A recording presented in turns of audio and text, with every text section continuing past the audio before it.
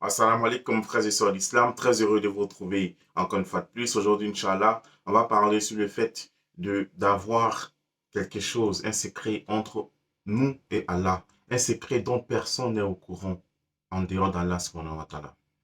Fais quelque chose pour Allah. Et que cette chose que tu fasses soit uniquement entre toi et ton Seigneur. Comme ça, un jour, quand tu seras dans une grande difficulté, dans un grand problème, tu pourras prendre cette chose-là pour demander l'aide à Allah subhanahu wa ta'ala. Et je vais vous raconter une ou deux histoires pour que vous puissiez mieux comprendre ce que je veux dire. Vous savez, il y a un monsieur, cette histoire, je l'ai déjà racontée dans une mosquée ou dans une de mes vidéos quand je prêchais. J'ai dit qu'il y a un monsieur qui est parti voir un homme de Dieu pour qu'il fasse des prières pour lui parce qu'il était pressenti pour être chassé de son poste. Et l'homme de Dieu commence à prier, il rentre en retrait spirituel, il fait les prières, mais à chaque fois qu'il essaie de s'endormir, il voit en songe un monsieur qui se trouve à Boaké. Et on lui dit que c'est seulement ce monsieur-là qui pourra faire en sorte que ses doigts soient acceptés. Il ne comprend pas. Au début, il ne prend pas ça au sérieux. Il continue de faire les prières, mais à chaque fois qu'il veut dormir, c'est le même songe. Et ça persistait tellement que le monsieur, il a pris le car, il s'est rendu à Boaké. Et selon les descriptions, les indications et tout, il se retrouve dans la cour du monsieur où les femmes ne sont pas voilées. Il ne sent pas l'islamité. Il se dit non, pas, ça ne peut pas être ici. Parce que si on me montre cette personne-là en rêve, en songe, c'est que sûrement c'est un chèque, c'est un grand chèque, un grand homme de Dieu. Mais les apparences sont trompeuses, mes frères et sœurs en islam. Ce monsieur n'avait rien d'un chèque. Il faisait normalement ses prières. Il jeûnait seulement pendant le mois de Ramadan. Quand le monsieur est rentré le soir, il a fait ses prières et on lui a dit qu'il y avait un étranger. Quand il a reçu l'homme de Dieu qui lui a fait part de l'objet de sa visite, il lui a tout de suite dit non, ça ne peut pas être moi. Parce que moi, je suis un musulman ordinaire, un musulman lambda. Je ne connais même pas les bénédictions en arabe et tout. Moi, je fais mes 5 prières. En dehors de ça, je ne fais pas d'autres prières. Je jeûne seulement quand c'est Ramadan. En dehors de ça, je ne jeûne pas. Donc, comment ça peut être moi? Moi, je ne connais rien. Mais l'homme de Dieu a tellement insisté qu'il a dit, OK, la prière que je peux faire, c'est que Dieu fasse que ce pourquoi tu t'es déplacé d'Abidjan jusqu'ici, que Allah subhanahu wa ta'ala, que Dieu l'exauce pour toi. Subhanallah. Et ils ont passé la nuit. Le matin, l'homme de Dieu, il demande la route pour retourner à Abidjan. Et il rentre à Abidjan. Quelques temps après, le monsieur qui était venu voir l'homme de Dieu l'appelle pour lui dire, ah, les nouvelles sont bonnes, hein. Apparemment, au lieu même de me licencier, je risque d'être promu. Subhanallah. Et effectivement, il a été promu.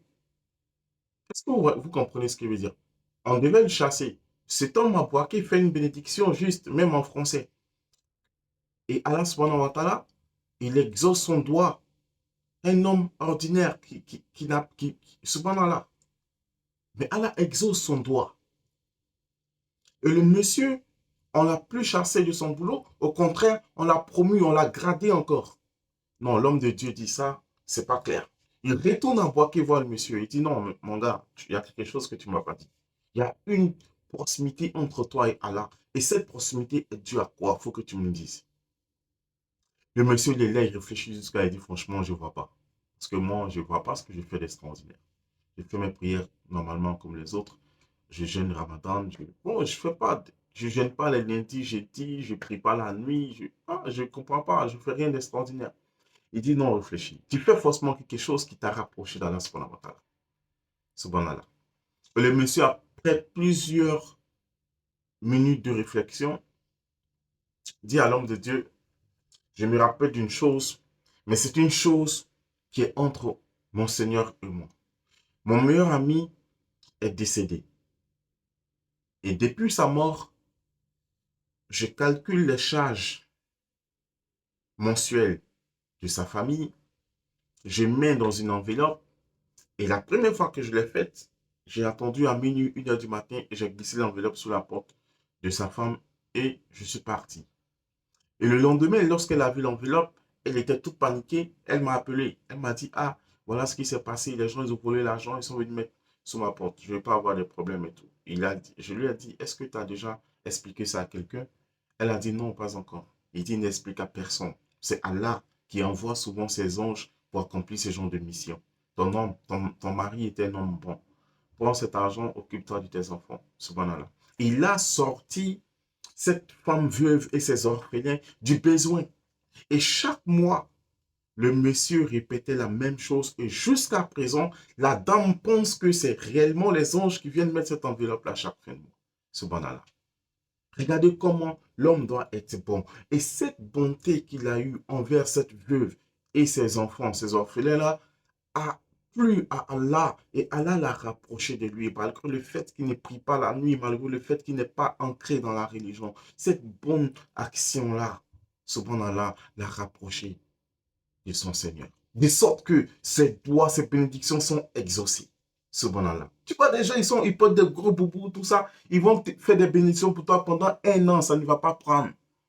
Subhanallah. Mais tu vas voir quelqu'un qui porte même pas de boubou, qui n'a même pas l'apparence d'un bon musulman. Il va te faire une bénédiction. Et Allah va exaucer cette bénédiction-là. Parce que Allah l'a aimé à cause d'une action qu'il a posée ou à cause d'une action qu'il pose. Subhanallah. C'est pourquoi il faut faire du bien.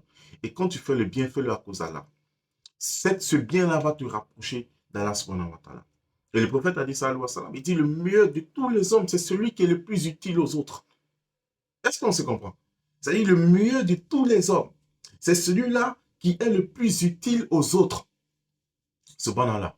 Et donc cet homme-là, regardez sa prospérité avec Allah subhanahu wa ta'ala. À cause de quoi? Du bien qu'il a fait à une veuve et à un orphelin.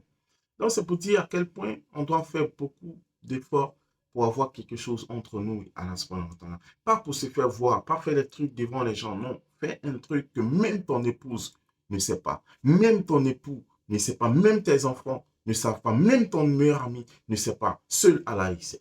Subhanallah. Allah subhanahu wa ta'ala nous accorde la bonne compréhension. Et il y a encore pas mal d'histoires comme ça qu'on pourrait vous raconter pour vous faire comprendre que l'homme doit agir parce que c'est les œuvres qu'on pose qui seront mises dans la balance le jour du jugement dernier. Mes frères et sœurs en islam, il ne faut pas croiser tes bras pour dire non, je suis un musulman, je suis un croyant, je connais le Coran, je connais les hadiths. Oui, tu connais le Coran, tu connais les hadiths. Mais après, qu'est-ce que tu poses comme action? C'est de ça qu'il s'agit. Mes frères et sœurs en islam. Les hypocrites qui vont en enfer. Beaucoup d'entre eux connaissaient le Coran. Beaucoup d'entre eux ont vécu même avec le prophète sallallahu alayhi wa sallam. Mais pourquoi ils iront en enfer? Parce qu'ils n'ont pas accompli les bonnes œuvres. Cependant. Donc, Allah subhanahu wa ta'ala, même dans le Coran, il dit, croyez en Allah et accomplissez les bonnes œuvres. Allah subhanahu wa ta'ala, il ajoute toujours l'accomplissement des bonnes œuvres sur la foi. Il ne faut pas seulement se limiter à gérer la foi. En plus de la foi que tu as, qu'est-ce que tu poses comme action? C'est de ça qu'il s'agit. Subhanallah. Allah subhanahu wa ta'ala nous accorde la bonne compréhension, qu'ils fassent de nous des bons musulmans, des musulmans pieux et sincères. Ne vous découragez pas. Peu importe la situation, ne vous découragez pas. Soyez des hommes forts et sachez que nous ne sommes sur la terre que pour un moment. Et profitons de chaque moment, de chaque instant de nos vies pour faire le bien. On peut souvent se tromper, mais quand on se rend compte qu'on s'est trompé, on doit se corriger. On doit demander pardon. On doit revenir à Allah. Allah subhanahu wa ta'ala ne s'en prend pas à nous à cause de nos erreurs. Non, il s'en prend à nous parce qu'on n'est pas assez humble quand on commet des erreurs pour revenir vers lui, pour lui demander pardon. J'ai été très heureux d'être en votre compagnie. J'espère vous retrouver très prochainement, Inch'Allah. Assalamu alaikum.